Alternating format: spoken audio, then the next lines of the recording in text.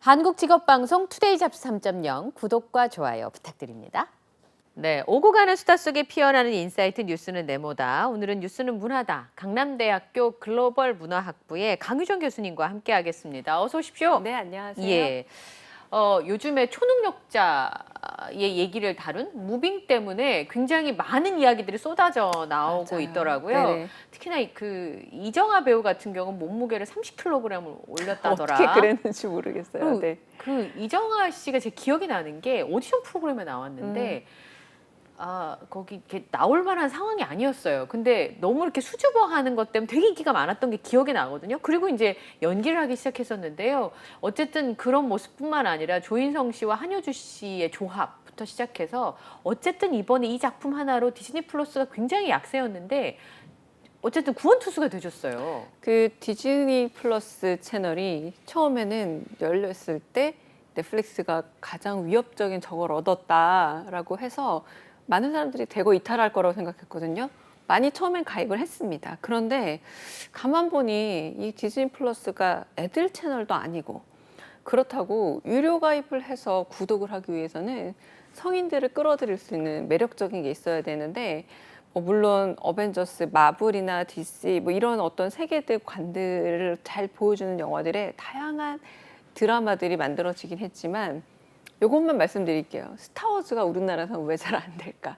우리랑은 세계관이 좀 다른 거죠. 그래서 어벤져스는 보지만 캡틴 아메리카 시리즈를 굳이 보시진 않고요. 아주 불편한 대목들도 조금 네, 있고. 토로 뭐 이것도 굳이 예, 시리즈로까지는 안 보고 다만 어벤져스만 좋아했던 겁니다. 그리고 아이언맨 이 두 캐릭터와 이야기를 좋아했던 거다 보니까 급감했었어요. 그런데 최근에 그러면 역시 한국 컨텐츠가 있어야 한국의 구독자도 잡지만 그렇죠.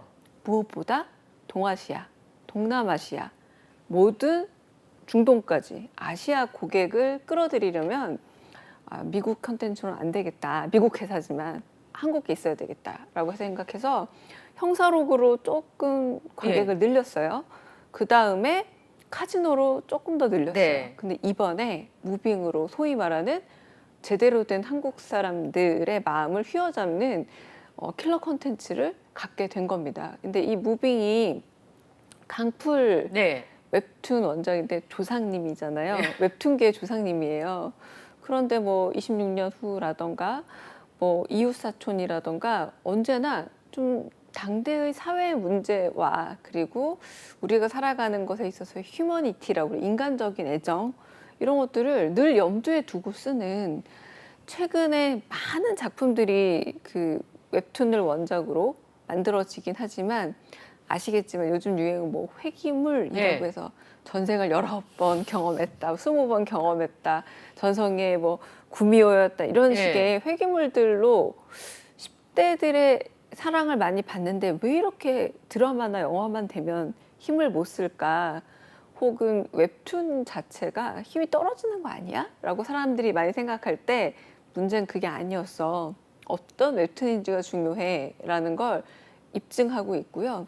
그래서 지금 첫 번째 강풀 작가가 직접 시나리오 작업에 들어왔다라는 것. 그게 되게 큰 것 같아요. 맞습니다. 그러니까 본인의 이야기지만 벌써 세월이 한 10여 년 흘렀던 작품이니까 변화도 있겠고 그리고 종이로 보는 만화와 아무래도 웹에서 본다고 해든지 어쨌든 지면으로 보는 것과 사람들이 누군가의 캐릭터를 입고서 연기하는 드라마 세계의 서사 구조나 호흡이나 이 모든 것들이 다르기 때문에 원작에 없었던 캐릭터들 이를테면 전개도 같은 캐릭터를 넣기도 하고 원래 디즈니 플러스에서는 12부작이나 16부작을 제안했대요. 이거 뭐 다 끝나지 않겠냐 그랬더니 절대 이 이야기 다 못 푼다. 20부작이 필요하다라고 디즈니 플러스 최초로 애매한 20부작 드라마를 시작했는데 지금 거의 절반을 왔습니다. 네. 이번에 9화, 10화가 이제 보통 수요일 이렇게 보여주는 그러니까 여러분이 아시는 것과 다른 것 중에 하나가 넷플릭스는 거의 반은 개봉을 하죠. 그러니까 네. 글로리처럼 시즌을 그렇게 나눴지만 어쨌든 소위 말하는 몰아보기가 가능한 시스템이라면 3화까지 나오고 난 이후에 애플 TV 플러스에서 우리 지난번에 파친코 봤을 네. 때도 3화 나온 다음에 네. 매주 2개 정도씩 개봉이 됐잖아요. 요번에도 마찬가지입니다. 그런데 매주 반응들이 폭발적으로 늘어나기 시작하다가 이번 주에는 류승용 씨와 그리고 곽선영 씨가 주연을 맡았던 조금은 유치찬란하고 아주 촌스러운 60년대 스타일, 70년대 스타일의 고전적 스타일의 멜로 무협을 보여주고 있는데요. 이 멜로 무협의 정서에 정말 많은 분들이 지금 공감하고 있는 상황입니다. 네. 류승룡 씨의 전작들이 다 모여진 느낌이에요. 영화에서 조금씩 맡았던 뭐 염력이나 그리고 극한 직업에서처럼 네. 치킨 장사. 치킨 장사라든지 그런 부분들이 다 맞아요. 모아져서 어쩌면 류승룡 씨의 매력이 극대화됐을 수도 있겠다. 그런 생각이 좀 듭니다. 굉장히 하고 싶은 얘기가 많지만 여기까지 하도록 맞습니다. 하겠습니다. 근데 얼핏 들으니까 혹시 무빙이 약간 아까 말씀하셨던 스타워즈나 스타트rek처럼 약간 세계관을 확장해서 시리즈로 좀 이렇게 시즌으로 자리 잡을 수도 있겠다는 생각을 얼핏 하게 되네요. 왜냐하면 강풀 작가의 이 초능력자 시리즈가 3부작이거든요. 네. 그러니까 세계 이야기가 아니라 뭐 브릿지라든가 네. 해서 세계의 세계관을 가지고 있어요 이미. 그래서 이번에 왜 우리는 늘 뭐 마블 유니버스라고 네. 그러잖아요. 그런 것처럼 초능력자 시리즈 우리는 왜 없을까 했는데 있었어요. 사실 있었던 거고 이 영상화되기 시작했고 그들의 초능력자가 굉장히 돌발적으로 그냥 능력을 타고난 그래서 시대와 관계없이 심지어 우주로 나가서 평행 우주와 뭐 그리고 타노스 그렇게 만나고 이러잖아요. 그런데 우리나라 초영웅들은 과거 김동리의 그 이야기들을 또 보면 뭐냐면 정치적, 역사적, 사회적 문제와 무관한 초월자가 없거든요. 우리나라의 사회적인, 역사적인 맥락과 함께 이 초월자들의 등장을 그 현실적인 이야기 안에서 풀어나가니까 이게 한국형의 힘이다라는 걸 다시 한번 보여주고 있습니다. 예, 아시아 지역에서 무빙이 어느 정도의 호응을 얻느냐에 따라서 네. OTT 서비스에 어쨌든 아시아의 국가의 맞습니다. 인구가 네. 굉장히 많기 때문에 한국의 컨텐츠의 위력을 다시 한번 느끼게 되지 않을까. 어벤져스를 무빙으로 이길 수 있지 않을까 싶은 생각이 듭니다. 자, 오늘은 뉴스는 문화다 이야기를 좀 나눠볼 텐데요. 아까 제가 김성훈 기자한테도 물어봤어요. 군대 갔다 오면 호신술이나 뭐 이런 거에 대해서 조금 낫냐 그랬더니 인식 자체는 좀 달라질 수 있겠습니다만 남성들도 위험하기 마찬가지거든요, 요즘에. 근데 상대적으로 봤을 때 체격적으로 왜소하잖아요, 여성들이. 그러다 보니까 아이나 여성이 범죄 대상이 되는 경우가 훨씬 더 많죠. 근데 여성을 범죄 대상으로 그린 영화들이 굉장히 많잖아요. 근데 거기에 한 가지 유형만 있냐면 그냥 이렇게 인격이 없이 피해자인 경우만 있냐 하면 피해자인 사람이 가해자로 둔갑하기도 하고 그 과정 가운데 인생이 들어있는 여러 가지 얘기들이 있어서 오늘 여성을 범죄 대상으로 한 사건들 그리고 영화와 드라마에 대한 얘기를 좀 준비를 했습니다. 제가 요즘 느끼는 건데요.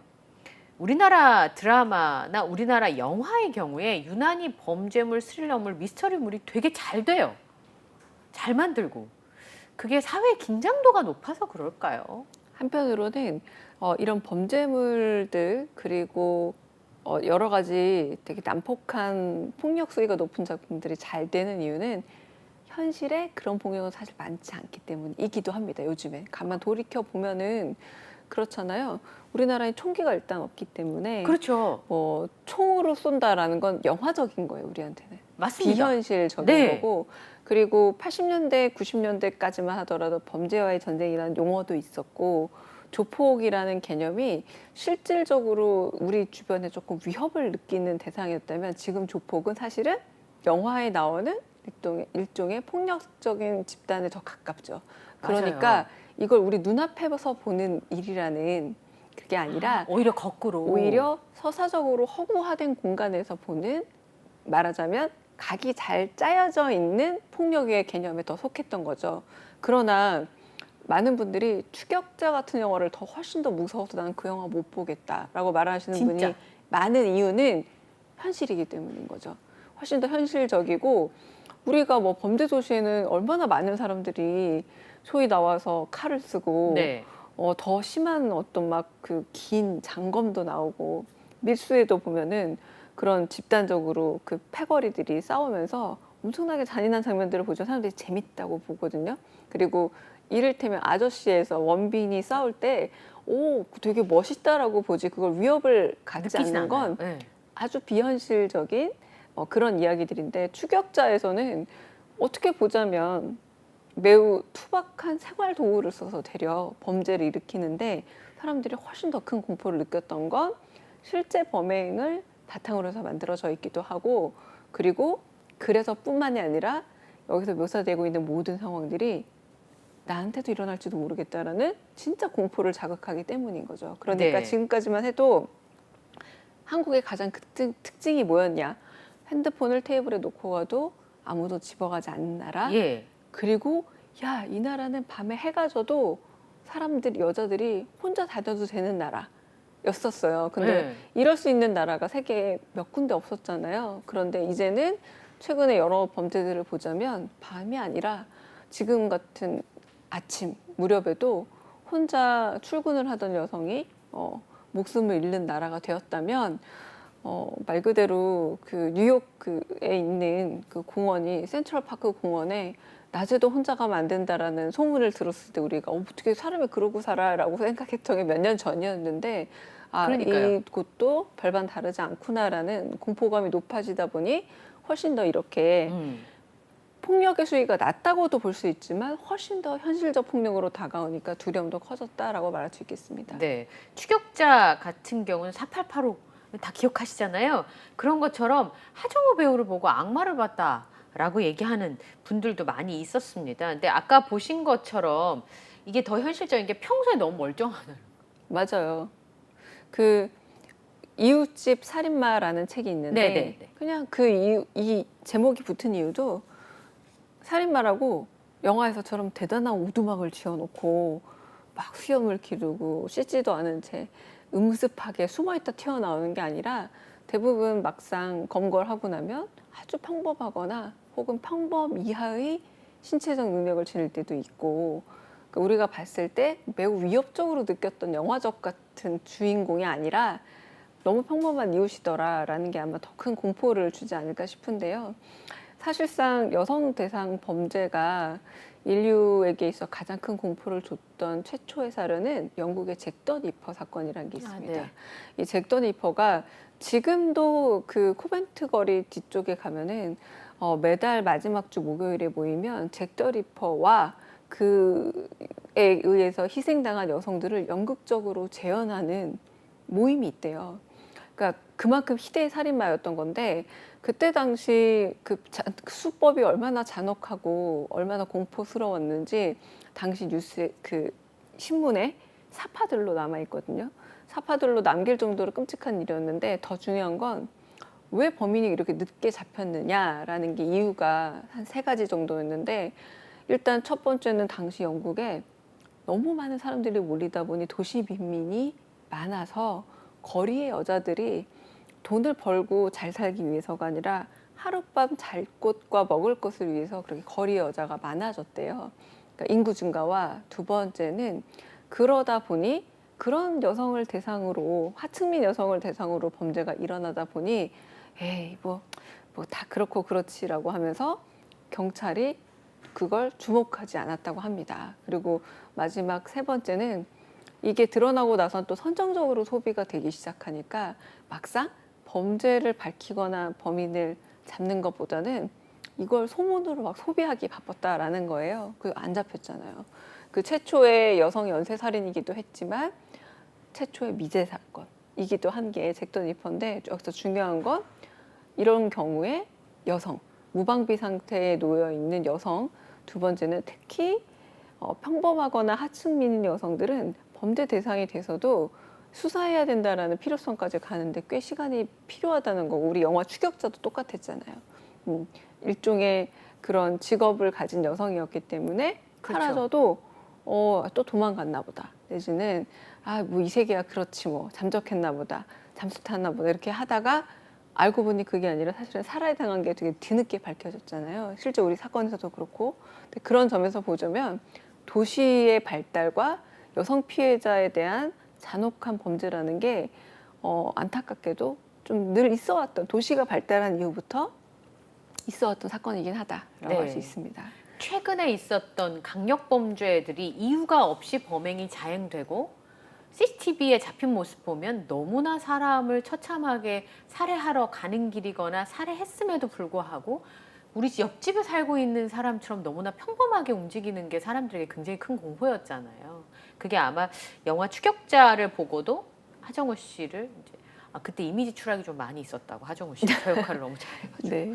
예, 그런 얘기가 있을 정도로 그런 부분들이 있었는데 만약에 우리나라에 하정우 씨가 있었다면 미국에는 케빈이 있습니다. 제임스 맥어버거가 연기한 케빈이 나온 23 아이덴티티. 맞아요. 그러면 이 사람은 인격이 24개. 맞습니다. 인격 24개인데 더 이제 여기서 가장 공포스러웠던 건 이제 지금 예고편에 나오는 것처럼 그냥 소녀들이 마트 같은 데 갔다 와요. 네. 그러니까 오늘 하루 그 응원단 연습 마치고 그냥 같이 가는 겁니다. 근데 그때 이렇게 운전을 해주는 이 아저씨가 좀 이상하죠. 가만 보면 이렇게 마취제를 뿌려서 잠들게 하고 저렇게 납치를 해버리는 거예요. 그런데 실제 상당히 많은 저런 식의 강력 사건이 미국 사회에서 일어나는 일이 많았고 그런 점에서 이 납치 이후의 일들보다 이 납치 과정 자체가 많은 사람들한테 공포를 주는 거죠. 그리고 우리한테 가장 유명한 작품 중 하나 양들의 침묵 역시도 여성 대상 범죄였었잖아요. 그러니까 어떤 식으로든 정서적인 불평등과 고립감을 느끼는 불안전한 정신 상태를 가진 범죄자들에게 여성이 한 명이라는 게 중요하지 않거든요. 또 여기서 요새는 여러 가지 또 약품 같은 것들 사용이 있기 때문에 이 영화도 그런 점에서 이 이후에 이 정신 이상자의 연기를 보는 걸 영화적 재미로 보여주긴 하지만 저렇게 피해 대상이 되는 과정은 사실 매우 사설적으로 그려져서 그게 공포를 줬던 작품이죠. 예, 제임스 맥어버거가 저 20개가 넘는 인격을 맞습니다. 연기하는 것 자체가 맞아요. 본인이 미쳤다고 대본을 보고 생각했대요. 내가 뭘 연기해야 되는지를 처음에 대본을 받았을 때 이해를 못했다고 얘기했을 정도니까. 맞습니다. 네. 예. 그러니까 오히려 그 부분에 우리가 더 초점을 맞춰서 보니까 저걸 볼 수 있는 거지 앞부분에 매우 현실적인 납치 장면을 계속 보여준다라거나 이렇게 했더라면 아마 많은 분들이 더 견디기 힘들지 힘들었을- 않았을까라는 생각이 들어요. 예, 저 비커밍 제인에 나왔던 그 사람이 맞나 싶을 정도로. 그러니까요. 그렇죠? 맞습니다. 예, 맞습니다. 여성에게 피해를 입히는 상대가 여성인 경우도 있습니다.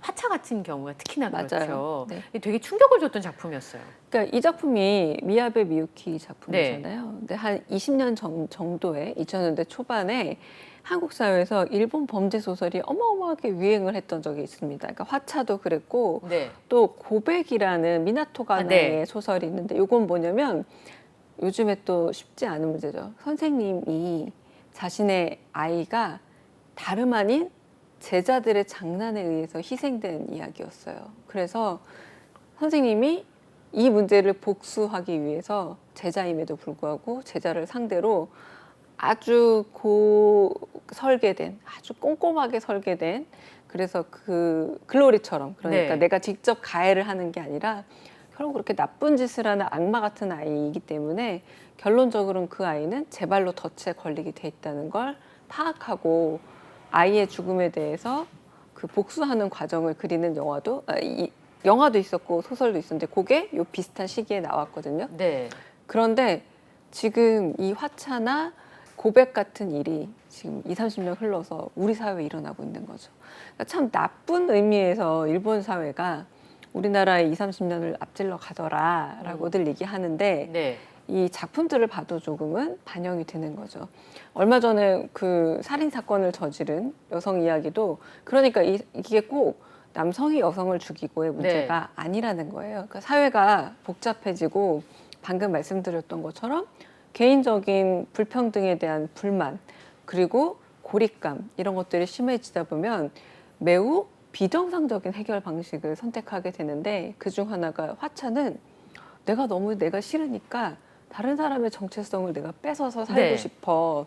다른 사람의 주민등록증, 여권, 그 사람의 금융기록을 내가 갖고 싶어. 그러려면 그 사람이 없어야 하니까 그 사람을 없애겠어로 가는 말 그대로 영화적 상상인 것 같지만 이런 일들이 실제로 일어나게 되고요. 조금 전에 말씀드린 그 고백이란 작품에서도 학생도 학생이 어떻게 선생님에게라고 했던 게 20, 30년 전이었는데 지금 또 그 스릴러와 같은 영화적 허구가 우리 사회에서 비슷하게 또 일어나고 있는 것들을 보자면 좀 안타깝지만 이건 성별로 얘기할 문제는 아니다. 그러나 여하튼 약한 대상이 피해자가 되는 건 맞다는 거예요. 그래서 실제로 일본에서도 굉장히 강한 공권력을 써가지고 이런 묻지마 범죄, 대중을 향한 범죄를 단속하기 시작했더니 그 다음에는 학교로 가고 그 다음엔 장애인 시설로 가고 작년에는 미수에 그쳤지만 유치원까지 갔잖아요. 이게 가장 뭐냐면 연약한 상대를 맞습니다. 범죄 대상으로 고르는 그러니까 거잖아요. 어딘가를 지키고 있으면 그걸 피해서 더 작은 데로 옮겨 다닌다. 결론적으로는 저런 사람들에 대한 근본적인 대책이 필요한 거지. 아무리 울타리를 뭐 세게 친다고 해서 사라지진 않는다는 걸 또 보여주기도 합니다. 예. 최근에 이 범죄가 언론에 보도가 되면서 이게 남녀 간의 또 논쟁으로 번지는 곳들도 있더라고요. 맞아요. 이제 그런 게 아니라 상대적으로 범죄를 저지르기 쉬운 대상을 찾아서 물색하다 맞습니다. 보니 물리적으로 힘이 약한 맞습니다. 사람, 또 대응을 잘 할 수 없는 사람을 고르다 보니 여성이나 어린이, 장애인들이 범죄의 대상이 되는 경우가 많고 이번에 있었던 것도 성범죄였잖아요. 맞아요. 근데 피해자의 대부분의 여성의 경우에는 대부분은 죄가 없고 그냥 무차별적으로 당하는 경우가 굉장히 많은데 성범죄자를 다루는 영화들을 보면 딱 떠오르는 건 살인의 추억이에요. 맞습니다. 네. 근데 최근에 것과 차이는 살인의 추억은 미제 사건이었었잖아요. 네. 근데 나중에 알고 보니 이미 그 수감자였다라는 게 뒤늦게 드러났지만 기가 막히는 결론이었습니다만. 맞습니다. 그 과학 수사도 불가능하던 시절, 우리가 지금 과학 수사의 기본이라고 말하는 혈흔 검사나 DNA조차 검사가 안 되던 시절 80년대에 일어난 일이었고 이 봉준호 감독의 살인의 추억은 특히 그 당시에 일종의 군부 독재 하에서 만연했던 그런 민간 치안에 대한 무감함 첫 번째, 두 번째는 한편으로는 국가폭력이 일상의 폭력으로까지 들어와서 아무나 붙잡아서 때려서 범인을 만들던 게 뻔뻔하게 자행되던 그런 국가폭력의 만연. 이 두 가지가 결국 진범을 놓치게 만들었다. 저 범인의 그 폭력성 내지는 기이함과 소름 끼침도 그렇지만 그걸 사회에서 저 숨어있는 일종의 농수로에 숨어있는 범죄자로 만들어버린 건 사회적 환경도 무관하지 않다라는 걸 봉준호 감독이 영화를 통해 보여줬기 때문에 좋은 영화가 됐는데요. 네. 근데 이 작품에서 보면 여하튼 안 잡히려고 하는데 최근 범죄의 가장 큰 특징은 잡혀도 상관없다는 거.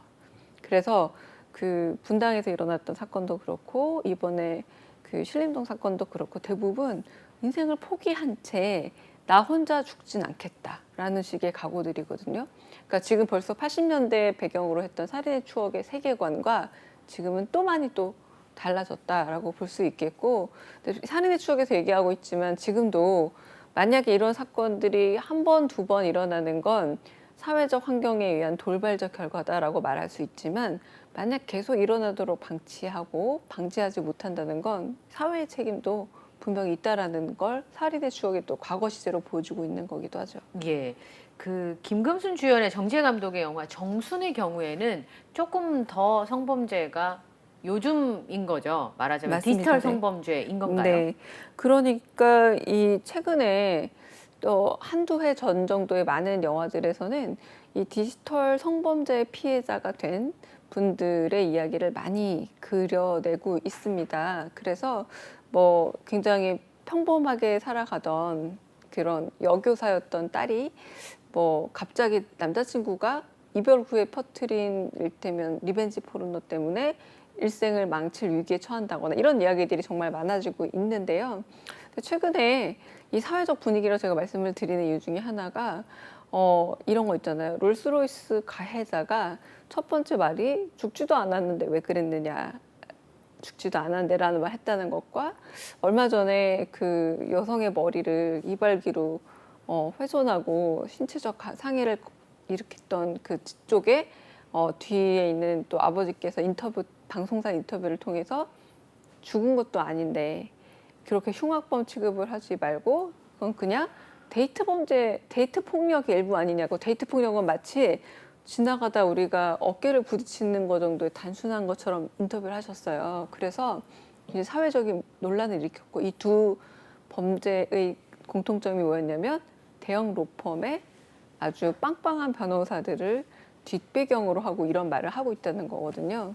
그러니까 이제 점차 과거에는 그런 식의 폭력을 저지른 가해자나 가해자 측 뒤의 사람들이 뻔뻔하게 목소리를 내는 경우는 거의 못 봤던 듯합니다. 근데 지금은 맞아요. 법적으로 내가 내 무해함을 증명할 수 있다면 좋은 변호사 사고 대형 로펌으로 가능하다면 무죄 추정 원칙 아니야라는 식의 뻔뻔함이 사람들을 더 공분케 하는 게 아닌가라는 생각이 들고 결국 그거는 우리가 피해자 1인마다 그 피해에 대한 충분한 공감과 연대를 해야 하는데 피해가 있는데도 불구하고 가해자가 도망갈 구멍을 공공연히 언론에 대고 얘기하는 상황 이거에 아마 사람들은 더 많은 분노나 공포를 느끼는 게 아닌가라는 생각이 들기도 합니다. 그러니까 성범죄의 경우에는요, 잘못하면 피해자, 가해자가 되거나 거짓말쟁이가 되는 맞습니다. 상황들이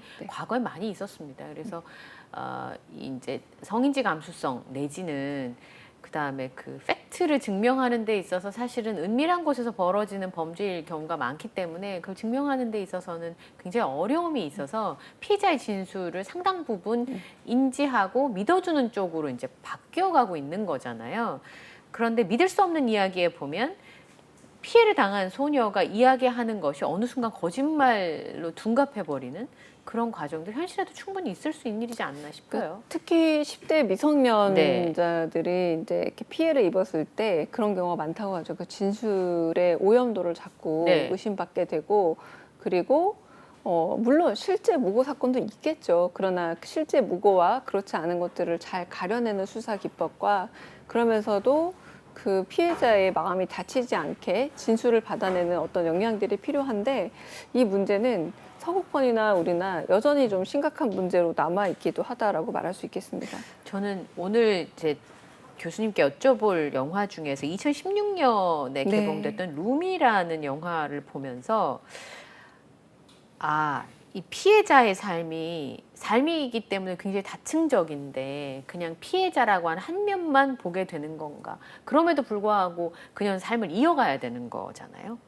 안타깝게도 이 영화도 사실을 원작으로 실화를 원작으로 하는 건데 진짜 너무 기가 막히더라고요. 그냥 이거는 우리나라 같은 환경에서는 좀 힘들죠. 왜냐하면 우리나라는 워낙 아파트 예. 생활을 하고 있지도 않은 가끔은 층간소음을 듣기도 하잖아요. 그러니까 네. 윗집이 아님에도 뭐 저쪽 옆집에서 들리면 층간소음이 들리기도 하니까 그래서 그 우리나라 상황이 좀 약간 의아하지만 저택 생활을 하는 영국이나 유럽이나 그렇게 미국에만 하더라도 각각 소위 말하는 게러지, 창고라는 게 하나씩 있고 아니면 차고라도 있기 마련이니까 여기서 시작이 뭐냐면 그냥 하교하던 여학생을 차에다가 납치를 해서 네. 자기의 소위 말하는 개인 감옥에 아주 수년간 감금을 하고 심지어 아이까지 출생한 이야기거든요. 계속 성폭행을 한 거죠. 맞습니다. 그래서 아이까지 출생을 하게 했는데 그래서 룸인 거예요. 제목이 방에 갇혀 있으니까. 갇혀 있었기 때문에. 근데 그 안에서도 엄마가 된 이 여성이 아이에게만큼은 넌 폭력으로 태어난 범죄의 증거야가 아니라 이 방 안에는 우리는 지금 어떤 일종의 놀이를 하는 중이야. 더 넓은 세상이 있지만 언젠가 나가게 될 거야 라고 하면서 또 모성으로 그 아이를 지켜내려는 여성의 모습을 보여주고 있는데 정말 끔찍한 건 이 소설의 원작이거든요. 그러니까 소설로 썼던 실화를 모델로 소설로 썼던 작가의 말이 뭐였냐면 실제는 훨씬 더 끔찍했지만 적어도 그녀의 삶과 그녀의 생존에 대해서 소설로라도 위안을 주고 싶었고 그녀가 버틸 수 있었던 건 범죄에 대한 공포와 도망가겠다는 의지뿐만 아니라 이 삶을 지켜내겠다는 그래도 행복의 실마리 하나쯤은 있었기 때문에 살아남을 수 있었다라는 걸 꼭 보여주고 싶었다라고 원작자가 얘기를 했어요. 그러니까 사실 이런 범죄가 점점 만연할수록 불안은 높아집니다. 그러니까 사회적인 안전망에 대한 요구도 많아질 텐데 결국 이건 어찌 보자면 우리가 조금 더 준비를 하기도 하고 저런 분들이 외롭고 고립감을 느낀 게 폭력적인 행위로 도출되지 않도록 더 많은 사회적 시스템이 좀 돌봐야 되는 문제다. 라고 좀 역설적으로 생각해 볼 필요도 있는 듯해요. 그러니까 범죄로 인해서 태어난 아이이고 심지어는 범죄자의 아이이잖아요. 맞습니다. 네. 그런데 내 아이. 맞습니다. 이 말도 안 되는 아이러니한 상황임에도 저 엄마는 범죄의 증거가 아니라 내 희망의 실마리로 그 아이를 바라보기 시작했다는 거니까 이 내용은 굉장히 많은 거를 생각하게 하는 장면이 아니었나 싶습니다. 네, 여성을 대상으로 한 범죄를 다룬 영화들에 대한 이야기를 오늘 좀 나눴는데요. 지금까지 강유정 교수님과 함께했습니다. 고맙습니다. 네.